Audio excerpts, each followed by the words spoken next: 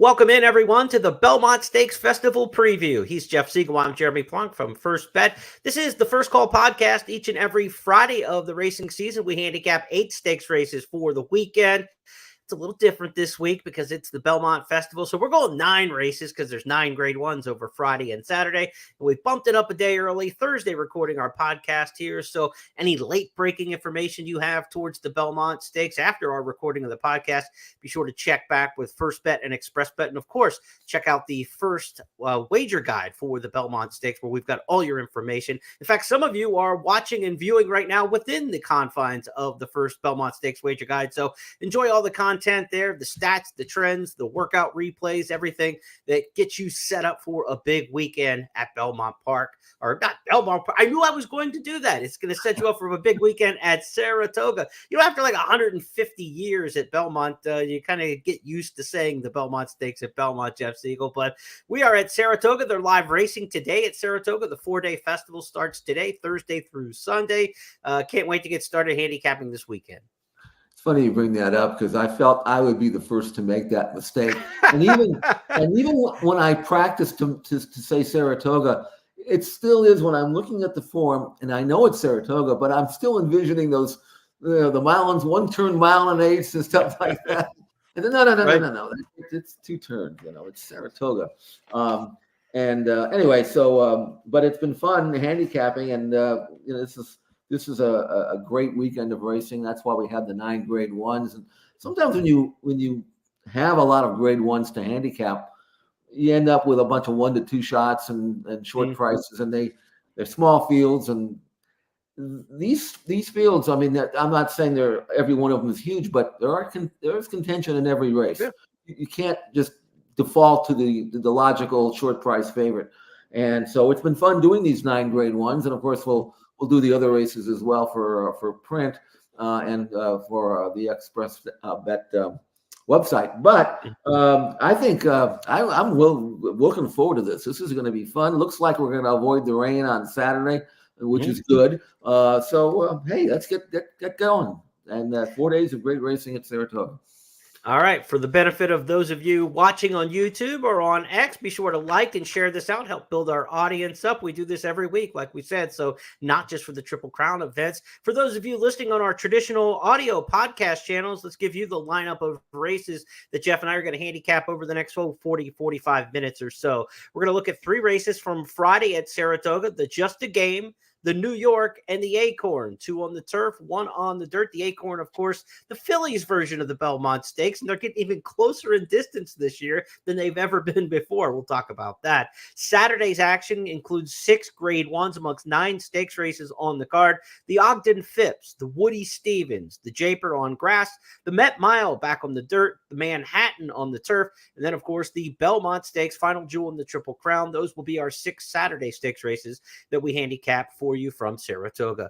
Tournament players, a lot cooking this weekend, including the $1,500 Belmont Stakes Challenge. Those are for Saratoga races only on Saturday. Be sure to check out that real money tournament at expressbet.com/tournaments. Get all the information you need. Also, you can get qualified for that $1,500 tournament. If you play well in the feeder tournament today, Thursday, or Friday, there's 2 ways to qualify there at $80 entry fees. So check that out on the Saratoga feeders Thursday and Friday. Also, some big handicapping tournaments to come in upcoming weeks. We've got feeders at Canterbury Thursday and Saturday, and we also have feeders at Santa Anita on Friday, Saturday, and Sunday. Santa Anita with 2 weeks of racing left in their season this week and then next before they wrap things up. All right, Jeff, let's get handicapping on the Friday card at Saratoga. We're going to start off in race number 10. It's the Just a Game. We should just call it the Just the Brown. Chad Brown, that is. He's got 5 of the 7 entrants in this race, and that would be the most remarkable thing about the race. If he hadn't won the race 6 of the last 7 years, that's even more remarkable than having 5 of the 7 in this particular spot. We can't beat Chad Brown, can we? I'm not going to try. I'm looking at the field here, and I'm not surprised that Chad Brown's got 5 of the entrants. I'm just thinking, why don't any of the other trainers have these kinds of horses too? I mean, right. There are guys who would actually train a long-distance turf filly or mare in New York that aren't Chad Brown, and yet he gets he gets them all, So I got to figure out which of these five or which of the five is going to win. I think that he'll probably have a winner among that group. I mean, I liked Capice last time out when she made her U.S. debut. And I heard some interviews with Chad before the race on the national broadcast. And that's all he wanted to talk about was her. Yeah. I mean, and in looking at her races last year, I could see why. I mean, she ran fourth to Inspiral and had some other races that were outstanding. I looked at her work tab. I thought she might be fit. So, and so did the public. She was the favorite and got beat by a neck by stablemate Chili Flag. And, it was just one of those races. But here's why I'm picking Capice this time. One of the reasons, anyway. I thought she was a little bothered at the start and lost her early position. She's not one of these fillies that have a massive big tick. She prefers to be in the fray. And I thought she was given too much to do. Also, if you look at her form from last year, she came off a long layoff. She was a favorite, 2-1 in a 15-runner field, ran awful. And then the next time she came out of that, next time after that, she won for fun. So she may be the kind of filly who just needs a run before she's tight. And yet she still ran very well last time. I expect to see the best of her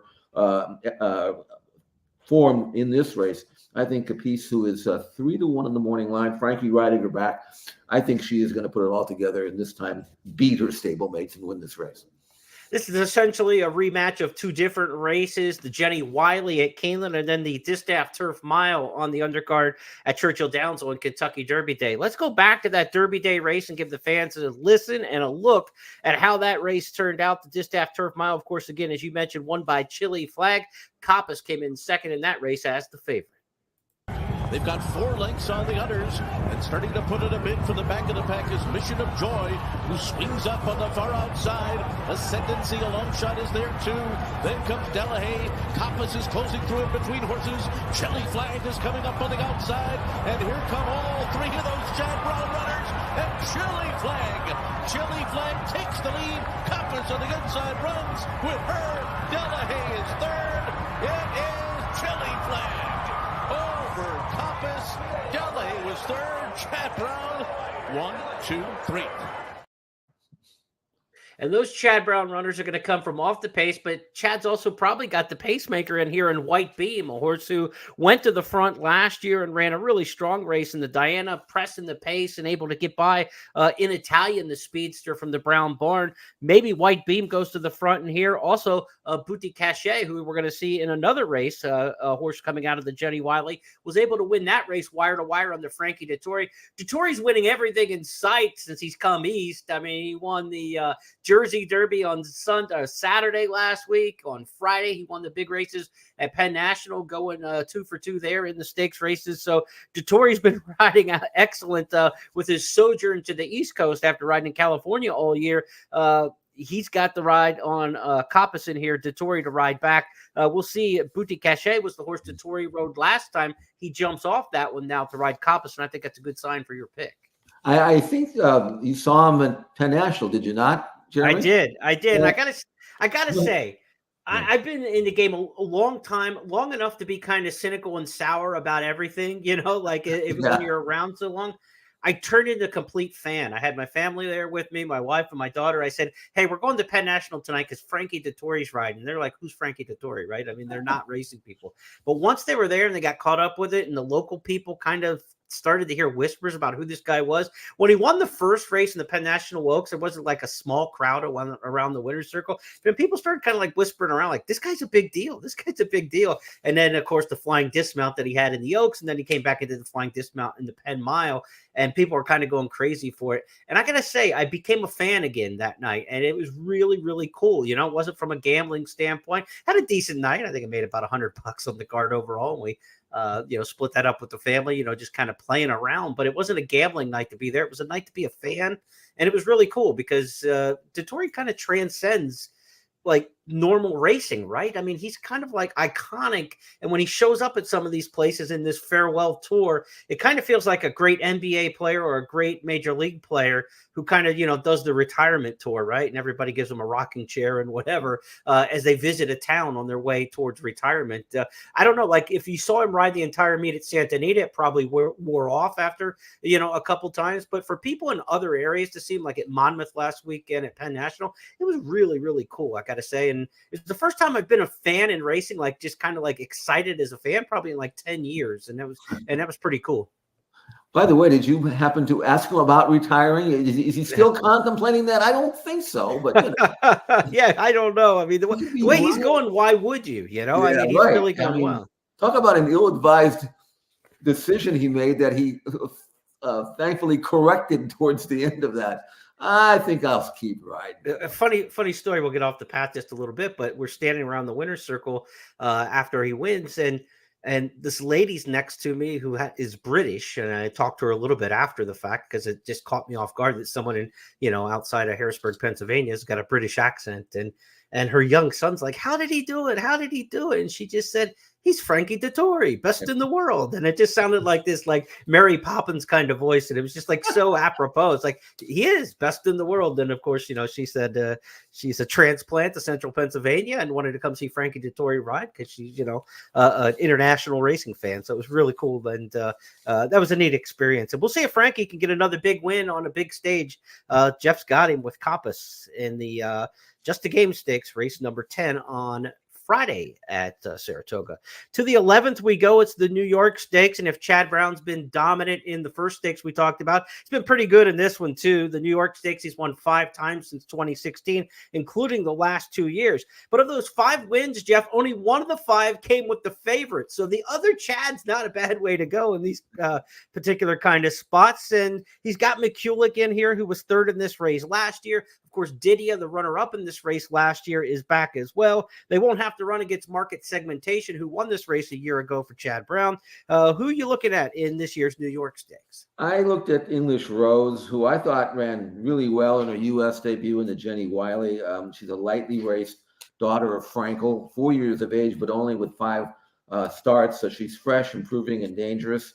I know they were expecting her to win in the last race, but the leader got loose on the lead, and you know how that can happen.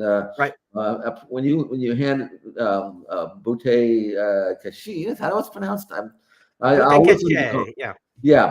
She got loose, and English Rose was kind of boxed in, and we'll see that tape. But I thought she stayed on very nicely, and her form overseas was good. I mean, terrific. I looked at some of her races in Dubai, and the time form ratings were outstanding. I think she's going to make amends, especially with William Buick riding her, who he knows her. And by the way, you talk about Frankie being a great rider. If he ever decided to come over, Buick would be right up there with the best. He is as good as it comes. Anyway, I'm going to go with English Rose, 3-1, nice 2-hole post, good tactical speed. I think she's going to step forward, and I think she's going to be really hard to beat.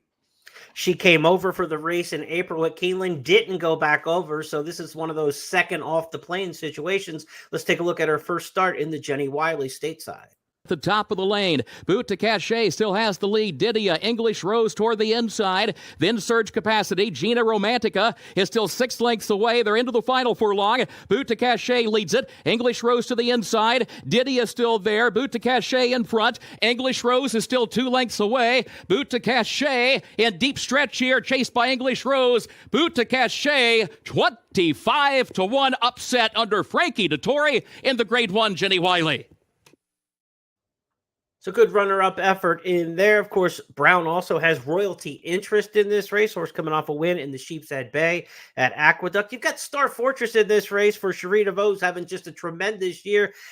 If you saw the race in the Cardinal last November, the first start in the U.S. for Star Fortress, you would be shocked to know that this horse is 0 for 4 since then, Jeff. This looked like future stardom in the American Filly and Mare Turf division, and she just hasn't been able to run back to anything close to that race in her last 4. I wasn't sure whether I could trust that race that she won. It was a terrific race over a turf course that can play a little funny sometimes, especially when it gets a little water on it. She hasn't run back to that and that's one of the reasons why she's 20-1. Gotta ask you about how do you interpret Warlike Goddess? 7 years of age. She was scratched. Was it a Keeneland? I think it was. Right. And then I think she might have missed some time, and so she hasn't been out since November. And this strikes me as kind of like just to get their cobwebs off type of race, pointing for the big Saratoga meeting. So I'm not sure what to do with her, other than the fact that while she has the ability to win a middle distance type of race like this, she's been primarily a marathoner. I'm not sure whether that this is the most important race on her agenda for this year. So I'm going to watch one from Warlike Goddess. Do you give her much of a look, or you just want to see one first? Yeah, I think this is a get back race, right? This is just to get her back into the flow. Given the distance, the fact that she's missed time trying to get back, and she's 7 years old, right? I mean, she's run well coming back first start of the year in the past, but the older you get, just like you and I, right? It's harder to get out of bed in the morning. It's harder to get back on the beam. The older horses get, I think, the more they need to kind of run it back into their form a little bit, and I think she'll be in that situation. None of the workouts are pressing her, you know. They're very casual. I don't think they're going to ask for a ton from her. And at 4-1 in the morning line, I think you definitely try to beat Warlike Goddess in this spot. If she wins, you become a fan and you say, wow, she's really something. But from a gambling standpoint, I think you got to try to knock her off in this particular spot. Joseph O'Brien's got one in here. We didn't talk about that one either. American Sonia. This is Frankie Dettori riding this one, coming off a Group 3 win in France. So you got Joseph O'Brien, you got Godolphin and Appleby. This is a real international type cast with a star mare like Warlike Goddess, with a handful of Chad Browns. There's a lot of cool ways you can go in the New York Stakes. A mile and 3/16 on the grass coming up on Friday. And again, rain expected Thursday and Friday in Saratoga. So very likely that this New York Stakes is going to be run on a turf course that's got a good amount of give to it. So those European experienced horses and horses who have had some of that foreign bloodlines probably are going to move up on the softer going there at Saratoga. Let's move to the 12th race on the card on Friday. It's the feature event as the Belmont Stakes Festival runs Thursday through Saturday. It's the featured race on the Friday card. The 1 1/8 Acorn Stakes, $500,000 grade 1 and 1 1/8, significant in the Acorn. The longest they've run this race for most of its history. It was a 1 mile race. It moved to a 1.16 last year at Belmont Park. That's still a one-turn race. So for the first time, it's a 1 1/8 around 2 turns. The Belmont Stakes is shortened to a 1.25 miles. So really, we're used to seeing a half-mile distance between the Belmont Stakes and the Acorn Stakes. This year, it's just a furlong difference in distance. Jeff, the Kentucky Oaks winner, Torpedo Anna, in here. And as she runs back to her Oaks, it's a good chance they're running for second. But meanwhile, Torpedo Anna is still there, and Ways and Means is right alongside, and Just FYI is making her run, and the three of them will come to the top of the stretch. 3/4, 111, 175, and they're into the stretch, and Torpedo Anna tries to take him all the way. Just FYI has moved up on the outside. Ways and Means has started to get way. Regulatory Risk has run a big one, and is down the center of the track. Torpedo Anna still going strong at the 16th pole. Oh, she's got plenty left. And Brian Hernandez and Torpedo Anna dominate the 150th Kentucky Oaks. And then it was just FYI, followed by Regulatory Risk, Ways and Means, and Everland.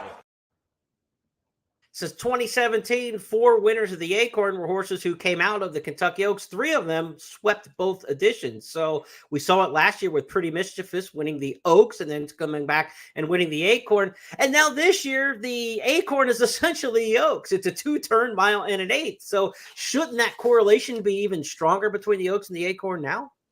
Yeah, I looked at Torpedo Anna's last race. And first of all, I was surprised she was on the lead. And she actually went pretty quick the first part. I thought they would let her kind of use a stock and pounds type of a strategy there. She would have none of that, and took the control. And at the top of the stretch, I thought, okay, Just FYI is going to kind of gobble her up here. And it was the other way around. Right. And, Torpedo Anna has been looking, what I've been reading anyway, has been looking terrific since then. She's had plenty of time now to recover from what had to be a taxing race. But, I mean, her numbers are rising with every start. She's a versatile type of filly who can win on the lead or from off the pace. And the one she got beat in the Goldenrod, that was back in November, her last start of her 2-year-old campaign, behind a filly who has not trained on Intricate very well. But on the other 4 starts, all of the wins not only were convincing and had good numbers, but they were by daylight. I mean, I think our average margin of victory had been 5 or 6 lengths, something like that. So there's no reason in the world why she won't do it again. I mean, if that was a one-off or it was a sloppy track win and you figure, well, maybe the mud moved her up. Right. She's just as fast on dry land. That's not going to bother her. I mean, she's 8-5 on the morning line, and I think you and I would take that right now if we could get it. Sure. I don't think we're going to get it. Right. I think she's really, really good. And numbers-wise, she's almost to the point where you can say she's not quite there yet, but she's pretty competitive with the older mares now, which she won't have to even worry about until the fall. So I don't see any reason why she won't continue her winning ways here. In the event that Kenny McPeak didn't train Kentucky Derby winner Mystic Dan, there's a really good chance she would have been in the Belmont Stakes. And so that just kind of tells you what kind of quality I think they're dealing with Torpedo Anna. Now, the one caveat about this is it's a tough post position because 1 1/8 races at Saratoga start at the finish line. It's a short run. Remember, it's a 9-furlong oval at Saratoga. They're going to start right at the finish line with a short run into the first turn. Becky's Joker, the one's going to scratch out of here, out of the Acorn, because she's entered today on Thursday to run in the Jersey Girls Stakes, and her trainer Gary Contessa said she's going to run on Thursday instead, so we expect her to come out. So Power Squeeze, Leslie's Rose, just FYI, they're going to get an advantageous run into that clubhouse turn, and that's probably worth 2 or 3 lengths the way you cut that corner and with some early speed. So it'll be interesting if she's going to have to be 2 to 3 lengths better than those horses to her inside that are of high quality. Fortunately for her, she was 4 3/4 better in the Kentucky Oaks, and like you said, average margin of victory about 5 or 6. But she's probably going to lose 2 to 3 lengths on those horses going into the clubhouse turn in ground loss, and they'll have an advantage cutting that corner. Power Squeeze, Leslie's Rose. If you're going to try to get around the favorites in this race, those would be the ones of the most interest. Power Squeeze at 12-1, I thought was going to run a much better race in the Kentucky Oaks, and she didn't after getting away more slowly than I expected. Maybe Javier Castellano sends her out of there now that she'll be on the rail. Power Squeeze one, I think, maybe at a price that you want to look at perhaps in your exotics, but you've got to beat in here, obviously, Torpedo Anna. Just FYI, I expected that she'd be a little bit short in the Kentucky Oaks, maybe after just having the one race in the Ashland. She kind of trained like a monster, not kind of trained like a monster. She did train like a monster into the race, and I thought maybe she could overcome that short resume, but it kind of, I think, got her in the last 1/8 of a mile. She should be fitter and should be better in this particular spot, so you can expect a good race out of her. Whether or not she's going to get the 1 1/4, we'll find out. Of course, she's by Justify.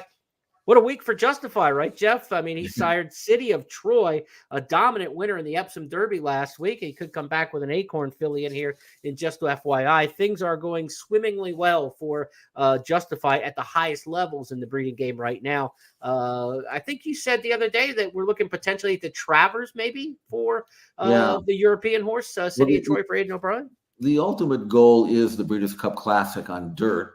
And they figure, well, if we're going to do that, we might as well try him against 3-year-olds only in the Travers. And he's such a beautiful mover, and he's by Justified. There's no reason why he shouldn't like the dirt. Might as well find out right off the bat. I mean, you can continue to run him on grass, and I don't think he'll prove too much by continuing to beating the same 3-year-olds. If you bring him over here, not only is it great for his breeding and for his stud career, as if he needed any more help than he's already got, but the owners are sportsmen. They'd like to come over and do something that's never been done. So, you talked about Justify and Just FYI. But the thing about Just FYI is, even though she was a champion last year, she was never very fast on figures. I mean, she never earned a bar number even as fast as 80. So maybe she was just the best of a weak lot. I don't know. And she's run better this year on numbers, but nothing like what Torpedo Anna's done. So I think the dominance that Torpedo Anna showed in the Oaks over Just FYI will continue in this race. And maybe by the time we get to the Travers, we might see Torpedo Anna in the Travers against the boys and against another Justify in there. What a Travers could be lining up there. If City of Troy comes over, Torpedo Anna moves forward, and whatever we get out of this Belmont Stakes in terms of the alumni could be a big-time summer to watch at Saratoga. Of course, we're going to watch the Saturday racing at Saratoga as we move on our schedule from Friday to Saturday, where there are 6 Grade 1 stakes races amongst 9 stakes on a 14 race card. Again, be sure to check out the wager guide, the first Belmont Stakes wager guide for all of the coverage of the big races at Saratoga over the course of the weekend. Stats, trends, handicappers analysis, first bet AI picks for all 26 races, I believe, over the 2 days between Friday and Saturday.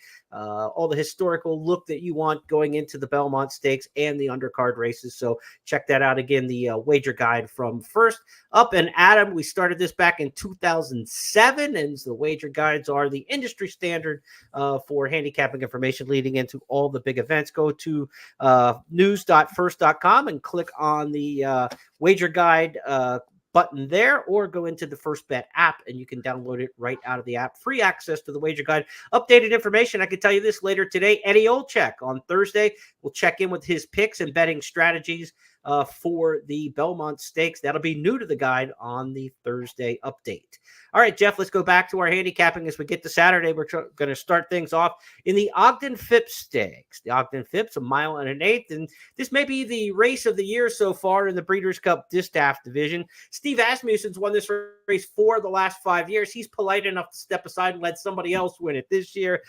He does not have a horse entered in this race, but a lot of big names are here. We've got Idiomatic, of course, the winner of the Personal Ensign last year and the Breeders' Cup Distaff. She came back with a win in the La Troyenne at Churchill Downs. We have last year's Acorn and Oaks winner, that being Pretty Mischievous. You've got randomized in here. Horses who won the Test, the Alabama, and the Personal Ensign at Saratoga are back at Saratoga. I mean, this is kind of a who's who, even though it's just a field of 6. Yeah, and Idiomatic is definitely the who of the who's who. Right. She's the capital H, right? Exactly. Or capital W. 13 starts, 10 wins, 1 second. That to me is the most impressive stat, is the 10 wins and only 1 second. That means that if you want to beat her and you think you can do it in the last 16th of a mile, you're not doing it. I'm telling you that. She can find that extra reserve energy that is required. That was definitely required in the Breeders' Cup Distaff last November at Santa Anita, when the whole field kind of fell apart over a very deep and tiring track, at least for a West Coast type of track. And yet somehow she managed to hang on and win that race. She looked to me like she was pretty much well spent at the 8th pole in her most recent race, the comeback race. And yet you look up, as he's pointed out to me, and said, you look up and see who's coming, and you look back, and all of a sudden she's 3 in front, Yeah. So she always finds that power that you don't think a normal horse has. And while there is speed in this race again, as there was last time, she's going to find a way. And I tried to look around and try to maybe Raging Sea. I mean, the Curlin's always get a second look, and I thought maybe she's developing, and maybe she could be the recipient of a pace that would promote her. Daughter of Curlin, so I think she could run second, but I'm not picking against Idiomatic. I mean, I'm not saying that she's a bet at 3 to 5 in the morning line, but as the sporting the fan of me wants to see her continue to win, because I like to see champions win. Raging Sea by Curlin, Idiomatic by Curlin. So you couldn't even trump a Curlin with a Curlin. I couldn't do it. Therein, you had yourself a handicapping problem. Let's go back to the La Troyenne and watch the win by Idiomatic at Churchill. They're off the turn. Idiomatic, Darth Vader, Pretty Mischievous coming down the center, and Free Like a Girl with Clear sailing up the inside. There's 1 furlong to go. Idiomatic set down for the drive, and she's digging in. Free Like a Girl, Darth Vader, Pretty Mischievous chasing the champion home. Idiomatic turns back all challengers, and she glides under the wire to win by 3. Good effort there. Free Like a Girl settles for second. Pretty Mischievous was third, and Darth Vader fourth. Jeff, I wrote up this race for the Express Bet race of the week, the Phipps race number 7 on Saturday at Saratoga. And from a gambling standpoint, I couldn't find an exacta that I feel good about because I think it's pretty even between Raging Sea and Pretty Mischievous. I think those two are both going to be bet underneath in the exactas, and you don't want to take both of them. You're kind of going to pull any value out that you have there. I think it's too short to play intra race. So I looked at a daily double because you got the Woody Stevens in the 8th race. We're not going to handicap that grade 2 for the show here, but I thought in the Woody Stevens, we are going to look at the Woody Stevens next. Yeah, I was thinking it was a grade 2, but that's upgraded to a grade 1. So I was looking at daily doubles from a gambling standpoint in this race. You say, what do you do with Idiomatic? I don't think you want to play exactas or tries, or certainly not tries in a 6-horse field with a heavy favorite like this. If you think this horse is going to win Idiomatic, I think you got to look at the multi-race bets, race 6 into race 7, race 7 into race 8. So that's the way I approached it. I'm going to go after some daily doubles, race 7 to race 8. So let's just go to the 8th next, then the Woody Stevens, and take a look at the lineup in this one. Bookham Dano down on the inside. You've got Imagination for Baffert, Valentine Candy, who ran roughshod this year at Oaklawn through its stakes program. Prince of Monaco coming off the layoff since the Breeders' Cup Juvenile for Baffert. We'll talk about that one in a bit. Nash, a horse who's cross-entered in the Matt Winn at Churchill, but he's been training in New York. I'm assuming he's going to stay in New York and run there for Brad Cox. Who else do we have in here? We've got Nutella Fella in the field, a stakes winner over the track last year at Saratoga. Good looking group of 12, Jeff, but I know you've got your eye on one from your backyard. Prince of Monaco was really highly regarded last year when he was a 2-year-old son of Speightstown. And he won his first start at Los Alamitos by 8, not because Bob didn't think he could win at Del Mar, but he wanted to kickstart him and get him going. He was ready to run. Bob doesn't usually run at Santa Anita with his 2-year-olds. He did last year with Moose, but basically he waits. And if he really thinks the horse is sitting on ready, he'll give him a little bit of a run at Los Al and then hit Del Mar and go right into stakes. So he won his first start by 8. Didn't even break that day, but he just kind of waltzed around. Then he comes into the Best Pal, and then he's got Muth, who had won as impressively as you could win at Santa Anita, and he just blew him away. I mean, you don't blow Muth away that effortlessly. So he won that race. I think Bob was battling some issues with him, though, after that. He ran him back in the Del Mar Futurity. I mean, when you're 5 cents on the dollar, you're probably going to take the grade 1, even if you're, half, And he won that race, but his buyer number dropped from 103 to 87. So he didn't run anywhere near as good, even in winning the grade 1. And then, of course, in the Juvenile, he was fading 5th. And I don't really think he's a 2-turn horse anyway. All right, puts him away, brings him back. Not going to be a Derby-type horse, so there's no point in getting him cranked up in the winter. Brings him back, and the way this colt has been training, I mean, he looks like he's ready to take on Godzilla, King Kong, anybody else you want to throw at him. If we have a gate work that here it is, he's on the outside. And what you're going to notice about this gate work, he's going to work 111-1. He is not asked a drop. He breaks 3 in front, but they didn't want that to happen. So he kind of takes back. He does it easily. He's not fighting. He's not rank. He's not pulling. He's just, this looks like a 103, I mean, that's a 5/8 and 103. And Jeremy, I mean, I can't tell you how impressed I am with Prince of Monaco. I think he's ready to be a monster among 3-year-olds and then pick it up in the older division in the fall. And sprinting looks to be his game, right? I mean, I know he did try the one longer race in the Breeders' Cup Juvenile, but obviously shelved after that. He may get a chance to go long out of a Medaglia d'Oro mare at some point in time. You don't pay $950,000 for a horse that you think's just going to be a sprinter, but he looks to be a damn good sprinter, and that's the thing. And I think that's probably where his hay will be made this year. And, there are big races all the way to the end of the year, the Malibu at Santa Anita that you could be looking at in December. But between now and then, there's a lot of good sprint races. The Woody Stevens, I mean, off of this workout here, I mean, looks like he is ready to rock and roll. Flavian Pratt is regular rider from last year, rides him back for Baffert.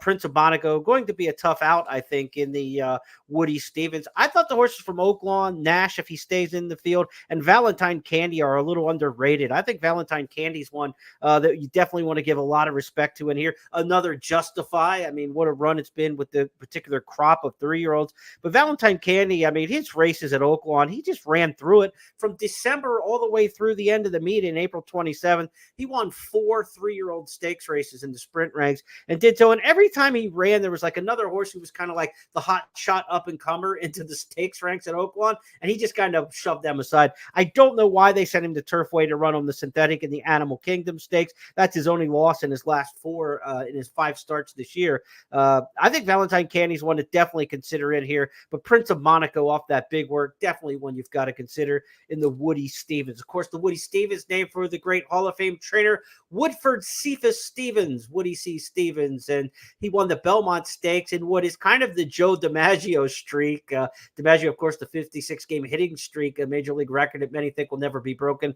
Woody won the Belmont 5 years in a row, 1982 to 1986. Conquistador Cielo, Caveat, Swale, Creme Fraiche, Dancing Connection, several of those in the slop. It didn't matter. He just went on with it. I got a little trivia for you now, Jeff. All right. Which horse lost for Woody Stevens when he was going for 6 in a row? Well, 1987. Of course, the 1987 Belmont Stakes was a great one. Bet Twice, Crypto Clearance, Gulch. Ali Sheba, of course, was going for the Triple Crown without Lasix and was unsuccessful there. Who did Woody Stevens have that busted his streak? It's a well-named, a well-known horse. You'll know the name. well, that was 37 years ago, right? So that's just I'm not sure what I did yesterday. So I'm sure I'll remember. If you mentioned the horse, I don't remember who it was, but I'll probably know him pretty well. No, you will. Gone West. You know Gone Yeah. West. Yeah. So that was the horse who broke the streak for Woody Stevens. So if you ever get it, that could be valuable in bar trivia. So if any of our listeners are out there now and you're walking around Caroline Street or one of those bar areas at Saratoga this weekend and you're trying to make a quick $20, try to throw the trivia out there if you can name the horse that Woody Stevens lost the Belmont Stakes with. I remember the horse really well. The Mr. Prospector horse, who was a very, very successful stallion. Yes. I figured he would be. But I remember that he was first considered a miler and then maybe a middle distance. And I'm not sure what Woody was thinking, other than maybe he thought, well, I'm going to try to keep my streak going. I got to run something, yeah. Right, so I'll put this horse in. He's no 1.5 mile horse, I promise you that. But he was a good horse. A really, really good horse, a brilliant horse. And he was just asked to do something that he wasn't capable of doing. But among that group, he was really, really good. And but that I would have not. The only reason why I didn't remember is I didn't think Woody would run him 1.5 miles. Then I realized, man, now that you mentioned that, now I know why he did. Necessity is the mother of invention, right? He needed a horse to get the Belmont, so we're going to try to make this horse 1.5 miles. But it didn't work out. You go wire to wire. Well, one last thing about the race this weekend in the Woody Stevens. Bookham Dano, a horse who just ran his eyeballs out when knocked by Forever Young at the wire, out knotted by a nose in the Saudi Derby. What do you make of Bookham Dano? He really earned a lot of international respect with that trip to Saudi Arabia. I think he's a good horse. I don't like the 7/8 from the rail at Saratoga for him. It's great if you are quick enough to get up inside and then keep going, especially if you notice the track is pro inside, which at Saratoga it can be that way on some ends. But here's the thing: is I'm looking at his work tab. It looks a little light to me, and he's got the rail, and he better break because otherwise they're going to fold over in front of him. Yeah, and that's going to be a tough task. If he had drawn outside, I would have given him more consideration than I am. But there's some fast horses in here. Frost Free is very fast. Vlahos for Doug O'Neill is very fast, which is another reason why I like Prince of Monaco, because he shows me, as he did in the Best Pal, that he doesn't, not only can he sit off the pace, I think he wants to be ridden that way. Right. And so he'll sit back with Pratt, who will obviously ride him right, sit back and then, and I think that's why I like him, because there is plenty of pace in here, and Bookham Dano from that inside draw is going to be tough sledding there from that post. And circling back to that workout we watched with Prince of Monaco, the fact that he broke like a shot and then came back and was kind to his riders, what you're talking about. That's how a horse can sit. If he'd have just ran off and got into the bit and that worked, then you'd be a little more worried about whether he could sit with a pace like this. But he looks to be a professional with the ability to shut things off. Let's move next to race number 9 on the card on Saturday. I think this is the first turf race that we're going to look at for Saturday. Indeed, it is 5.5 furlong turf sprint. The Jaipur Stakes here is a grade 1 for $500,000. You don't get many $500,000 grade 1s for the turf sprint scene. So a big field, of course, is going to show up when you do that. Field of 12 with some also eligibles. Should be a pretty good betting race. And these are some horses we're familiar with over the turf sprint scene. Arzak's made some hay in Kentucky. Big Invasion in New York and down in Florida. Cogburn last time out on Derby weekend was outstanding. A good looking group in here, Jeff. And you got Mischief Magic, a horse who won a Breeders' Cup race back in his Breeders' Cup Juvenile Turf Sprint back in 2022. So we got some named players in this race. How do you see it shaking out? Well, I went back and watched Cogburn in the turf sprint at Churchill. He had the 13 hole going 14 going 5.5. And I looked at his form prior to the race and I said, I just don't know. He doesn't look that quick to me. And from that post, I'm going to take a stand against Cogburn, which I regretted about the quarter pole. But I went back and then watched that race again. And there's nothing that Cogburn did in that race that would lead me to believe that he won't win again. I mean, he was outside 3. He didn't save ground. He was pressing the pace. He put away the speed horses. The closers were coming, but they made absolutely no impact on him in the final stages. I mean, I went back and watched Mischief Magic, who got a dream run, got through, wasn't really gaining anything in the final stages of that race. Cogburn had just, drew off and won. And it was his first start since September. As a 5-year-old, could it be that he's even better now than he was last year? And he was pretty darn good last year. Got a win at Saratoga at this course and distance on soft ground, which may come into play if there's rain on Friday. So I ended up saying, why am I picking against this horse? Why am I trying to? I mean, I would have rather had him at 8-1 than the 2-1 he is here. But I'm just trying to figure out who's going to win this race, and I don't see any reason why Cogburn won't beat the same bunch he just basically beat.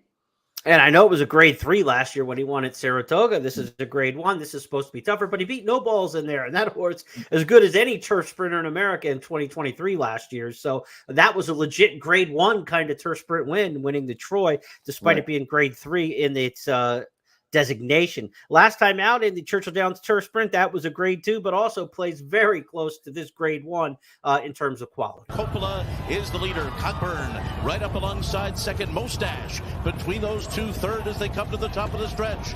It's a break of another 3 to Mr.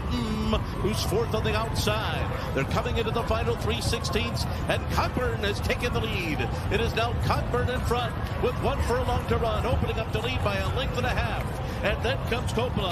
Coming through on the inside is Philo de Ariana, and then Mischief Magic, who's late on the scene, but it is Cogburn. And Cogburn won it by 2.5. Philo de Ariana was second, Mischief Magic was third, and Coppola was fourth. Big Invasion was in that race and did nothing at all. I expect he could improve, though, at Saratoga, where he's run tremendous over the years. You get Joel Rosario and a late-running turf sprinter. I think there could be a bounce-back effort for Big Invasion, but he's going to need a major turnaround to win this thing. But if you're looking at the exotics, and that last race performance is going to actually, obviously inflate his price some, maybe in the 6, 8, 10-1 range. Big Invasion underneath might be one to consider in this particular spot. I think he's going to like Saratoga a lot more than he did last time. I mean, he's not going to run any worse than he did when he just didn't show up for work at all in that race at Churchill. Well, I talk about Churchill being a funny course sometimes, and some horses just swim in it and they don't fire. And I think you're spot on with Big Invasion. Now he's going to need some luck here, as he always seems to need, but his form at Saratoga is outstanding. And with Rosario, he knows him now pretty well and knows how to ride him. I think he'll get, I don't know if they can win, but if you're playing underneath, I mean, he's got to be on your ticket somewhere, Big Invasion. But based on what I just saw, not only is Cogburn pretty quick enough to be in the first flight, but I think he's probably better following horses, and for where this race shapes up, I think he's going to draft in and maybe up behind the first flight and then kick home with it, as he did when he won on this course last year. Let's move to the 10th race on the card. It's the big three on Saturday. Will be races 10, 11, and 12, starting with the Metropolitan Handicap, known more colloquially as the Met Mile. 1 mile at Saratoga is going to start on the chute, an elbow start, a little dog leg left, and then one full turn around the far turn to the finish line here. So a little different configuration at Saratoga than this would be in a traditional Belmont Park Met Mile, where it's a true one-turn race. It's kind of a pseudo 2-turn, 1.5 turn, however you want to look at it. What an excellent field we do have. It's a select field of just 6, but you have National Treasure, winner of the Preakness Stakes and the Pegasus World Cup, runner-up in the Breeders' Cup Dirt Mile by Azat last year, behind Cody's Wish. You've got Post Time, a horse who's from Maryland, who's just gone on a great run, winning the General George and the Carter this year. Going to try to get up to the Grade 1 level. Blazing Sevens, runner-up in last year's Preakness Stakes, missed just by a head behind National Treasure, so they renew acquaintances. Hoist the Gold's been in a lot of these big sprint and middle distance races over the last couple of years. He's a millionaire. And White Abario, the $5 million earner who won last year's Breeders' Cup Classic. But maybe more importantly to this race, he won the Whitney Stakes at 1 1/8 over the track at Saratoga. You know he can handle it in the Spa. 6 1/4 length victory last year over Zandon in the Whitney. Really, that was the race to put White Abario on the national handicap scene map. He was a 3-year-old who was of high quality. He won the Florida Derby, but nobody looked at him as a serious superstar. And White Abario as a 3-year-old. And at the beginning of his 4-year-old, the same thing was the case, but he switched from trainer Saffie Joseph to Rick Dutrow, and that just launching pad, Jeff, took off in the Whitney last year, and he carried that Whitney win into the Breeders' Cup Classic where he ran tremendous. I don't know what White Abario we have this year because he ran so poorly, 10th in the Saudi Cup, and we haven't seen him since going overseas in February. What do we get out of White Abario coming up on Saturday? And if it's not him, who might it be? Well, I haven't seen any video of White Abario's workout, so I don't know where he's at. Not that has ever helps me because I've never been right about him. I've picked him a lot of times and he's run terrible, and then I've picked against him and he's run lights out. So I think Rick Dutrow, if he hears this, will be happy that I'm not going to pick White Abario, which probably puts him in the winner's circle. Now, if you look at this race, the pace situation here going a 1-turn mile at Saratoga, it's not really a 1-turn mile. It's a, what is it called? A 1.5 turn mile? I don't know. Yeah. But National Treasure, and you see this not a lot, but I always like to notice this with good horses when they turn back in distance, because National Treasure won his debut at Del Mar, sprinting from an inside draw, which is terrible at Del Mar. Usually it's deeper down there. Won that race so impressively that Bob tried him in the American Pharoah, which was a natural, stepping stone if you want to get to the Breeders' Cup Juvenile. And do you know that National Treasure, after winning that race, that maiden race at Del Mar, has never sprinted since? And now he's he's acting up to a 1-turn mile or 1.5 turn mile. And you remember his race in the Breeders' Cup Dirt Mile? That was a full 2-turn race, and he ran tremendous that day. Now he's inside speed, breaking on that turn, race that doesn't have a whole lot of zip in it. Right. And I'm thinking that while White Abario has some speed for sure, and I think they'll probably send him out of there and get a stalking position, this lead for National Treasure is going to be his for the asking. And he can do that. I mean, he won the Preakness Gate Wire. But this distance, I think, or 7/8 if they ever want to back him up again, I think is perfect for him. And the way he's been training, he thinks Prince of Monaco's been training well. What about National Treasure, And I think he's the second choice here at 8-5. And again, I will take the 8-5 if I can get it. Here he is working at Santa Anita on the 1st of June before heading out to Saratoga.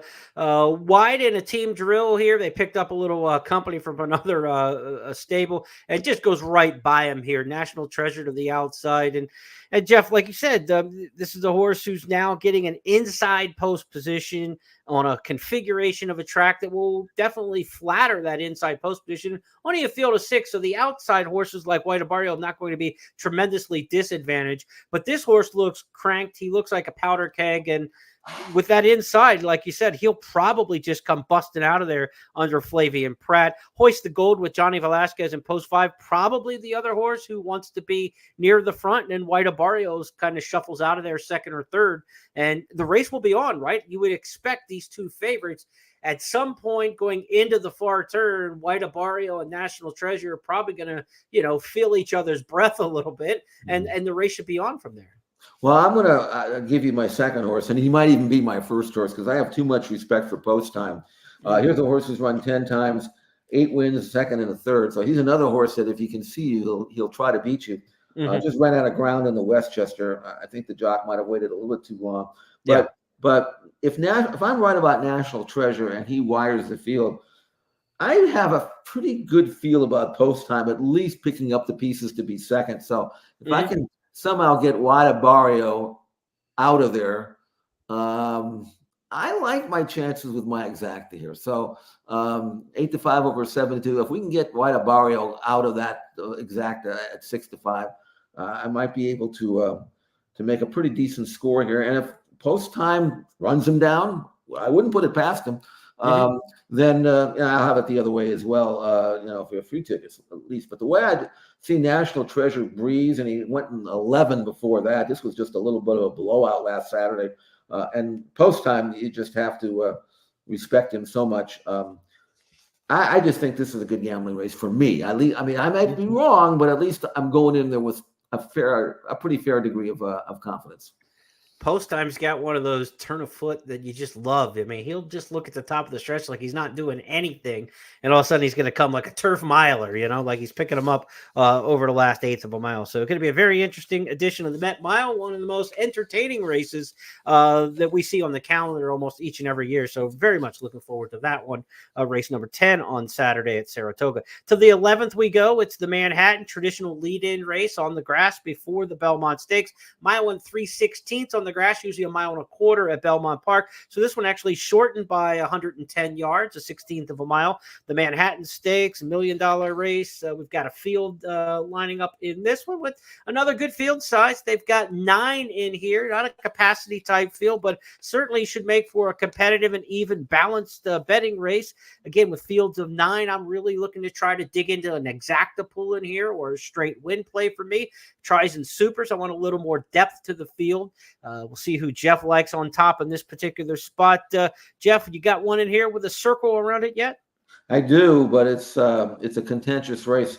I'm very busy, who I really liked in the Turf Classic at Churchill. A couple of things there. Number one, I'll bring it up again. There are horses who just don't grip that turf course, and I think that might have been one of the problems that I'm very busy had. And the other one was, he was badly victimized by a lack of pace. He was dead in the water, 50 yards out of the gate. He didn't get position, which I thought he could at least lay it somewhere in the middle, but he was far out of it. And then 3/4 and 14-1, last 3/8 and 36, and he went very wide, trying to build up his momentum.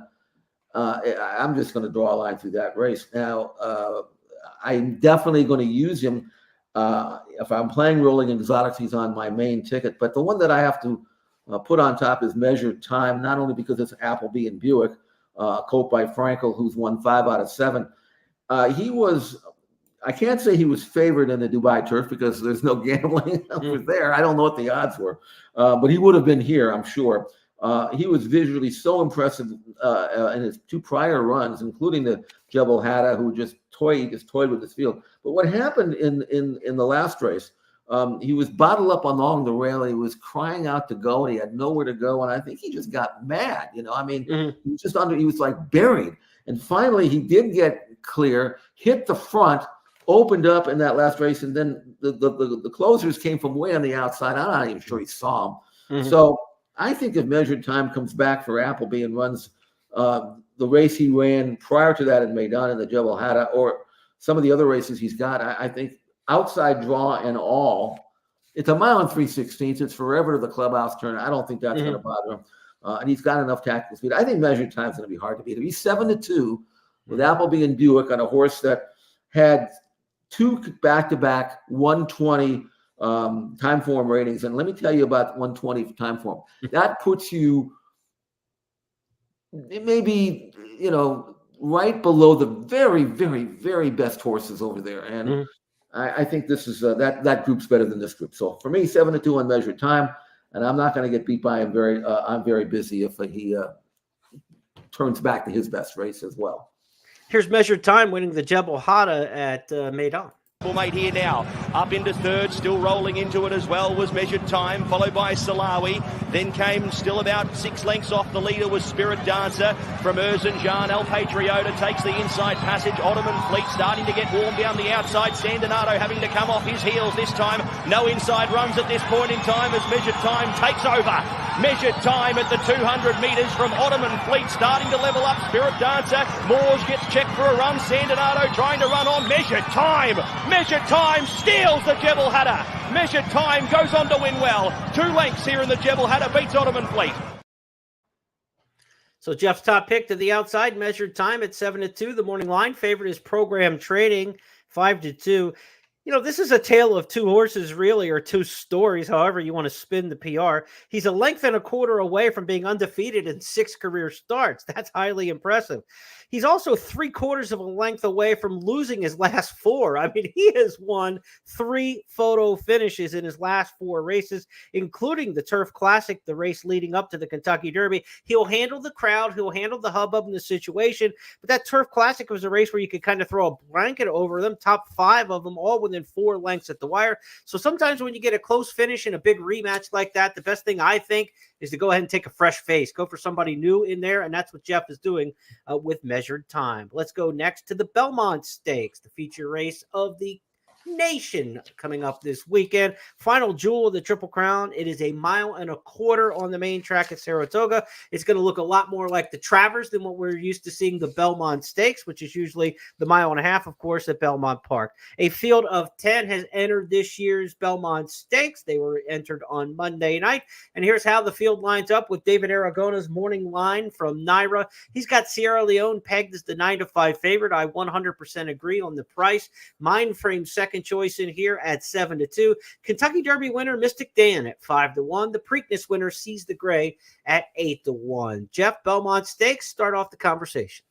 Mind Frame he has that look of maybe being an Arrogate type of horse. He's only had the 2 starts, but I remember when Arrogate came to the Travers, and he'd been running in allowance races at Del Mar, and he just exploded on the scene. And Mind Frame is he's got a little bit of a head start in terms of getting to where he wants to be here. He's got 2 runs in the Belmont. I think even going farther back, I remember when Conquistador Cielo had beaten older horses with a big advantage in weight that day, came back in 5 days and won the Belmont and put himself on the scene after winning just the previous race 5 days before.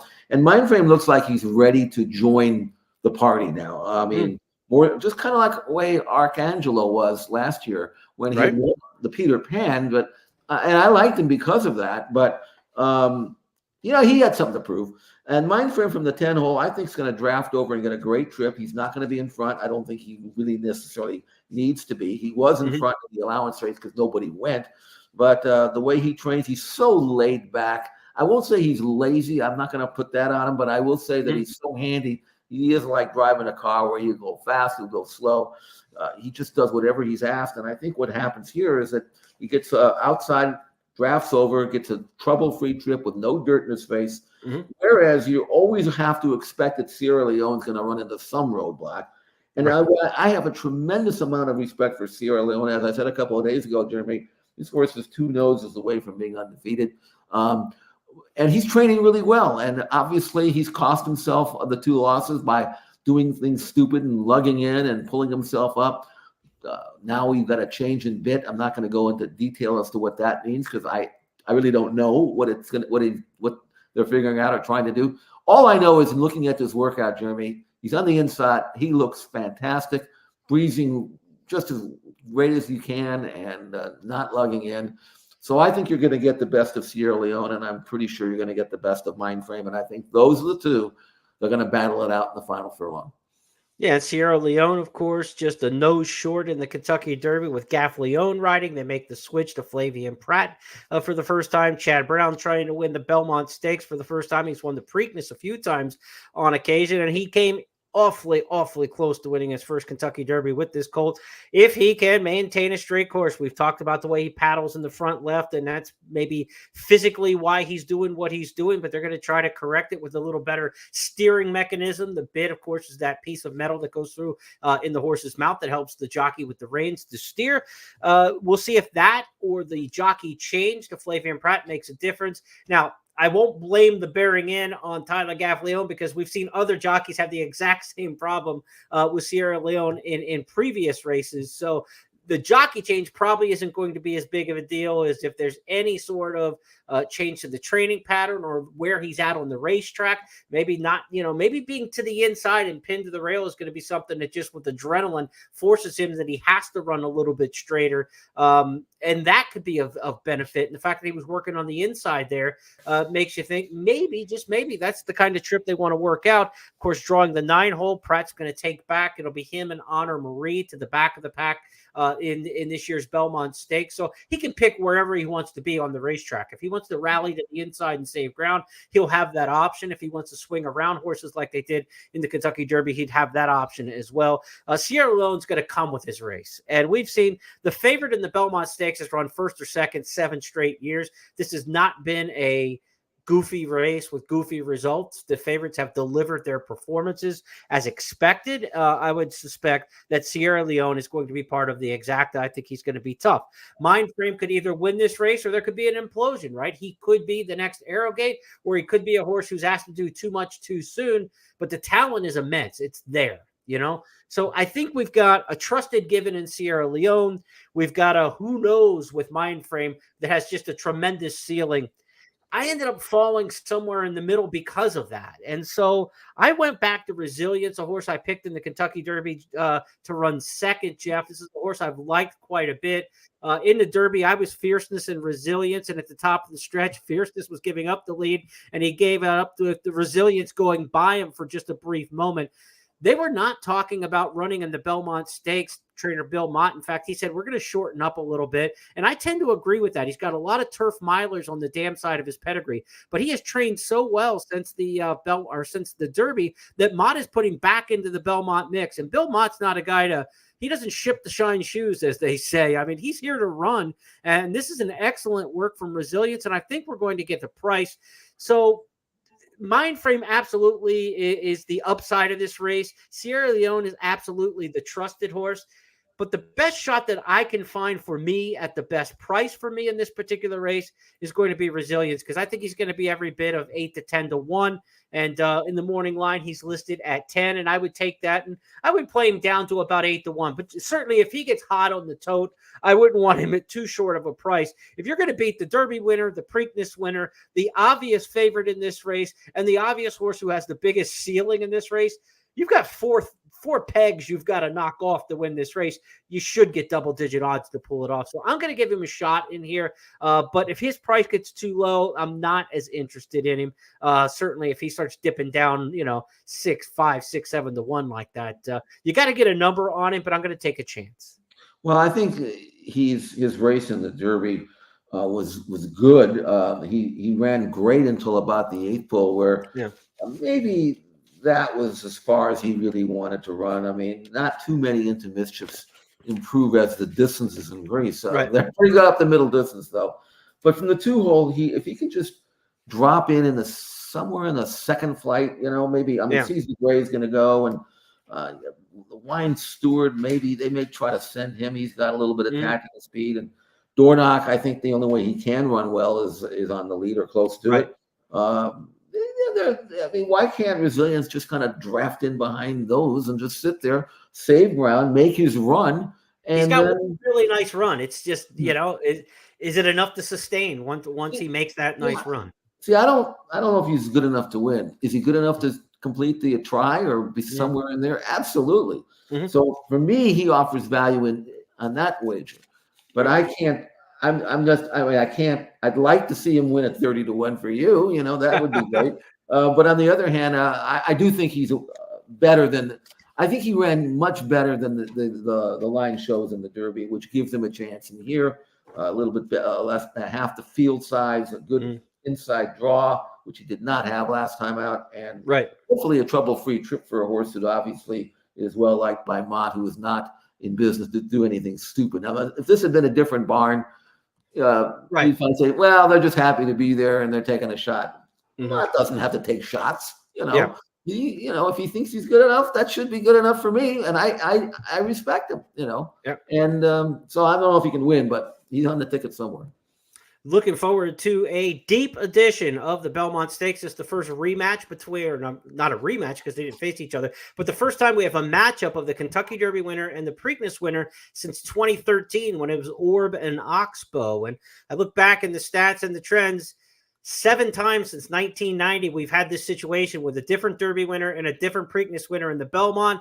The Derby winners, sorry, Mystic Dan fans, have not won in any of those 7 attempts. The Preakness winner actually has won it 4 times, and 3 times it was a horse who was not the winner of the Derby or the Preakness. So it's Seize the Gray or somebody else, if you want to believe that trend, going back to 1990. That's going to wrap up our coverage here of the Belmont Stakes Festival for Friday and Saturday stakes races. Be sure to check out the first Belmont Stakes wager guide, available for download within the First Bet app, or you can check it out on your desktop, news.first.com, and then click on the wager guide logo, and that'll take you in for all the expert picks, analysis, stats, trends, workout videos, plenty more for you in the wager guide. Millie Ball takes a deep dive into her picks for the Acorn Stakes on Friday as well.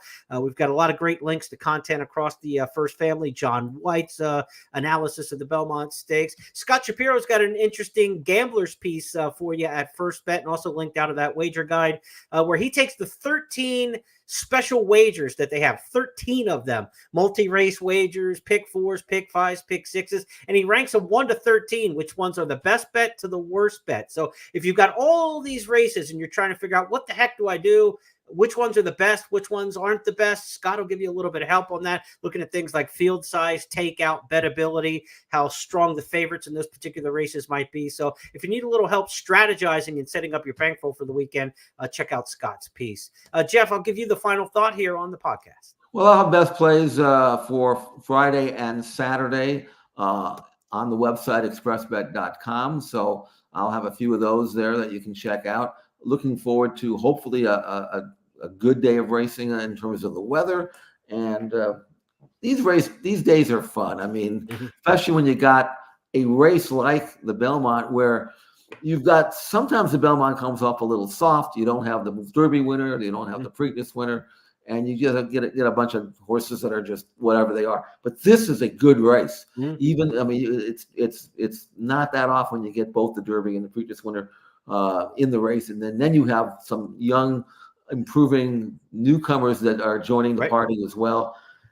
It's fun, and it's going to be hopefully good gambling as well. So good luck and enjoy not only Friday but Saturday as well. And again, we'll have check out the guide if you haven't already, and certainly check out our analysis and Scott's analysis and whatever Jeremy's going to be offering. Good information at expressbet.com.